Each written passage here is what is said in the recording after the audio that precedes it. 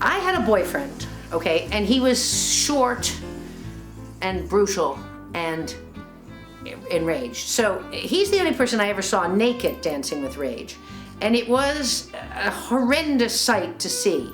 And comedy is all about rage and anger, right? And finding another way to get it out. The opening night was the most ad-libbed because, for instance, I had to come on without my skirt because I'd lost my skirt. Like, that's a problem too. These things just happen, you know. The story of Marg Delahunty is the story of my warrior character who, when she was 16, went to Expo 67 with Our Lady of Mercy Choir and got knocked up. And when she came home, her mother took the child and gave it up for adoption.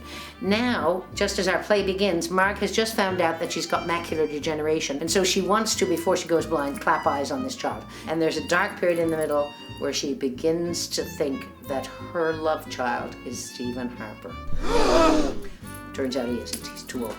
I do the costume changes mostly on stage, so I had to create myself. As I'm getting out of my, into the next costume, I could have a voice to be before I got to be the next character, so I'm in it too. And Dakey Dunn and Connie Blore and Mrs. Eulalia. In the end, at the wake, a lot of people are talking at the same time. And sometimes I get a little confused as to who has what voice, you know what I mean? So sometimes I've screwed up like that, and the audience will catch me and I'll catch them catching me and we'll have a great laugh. Because really in a one-woman show, they are who you're with.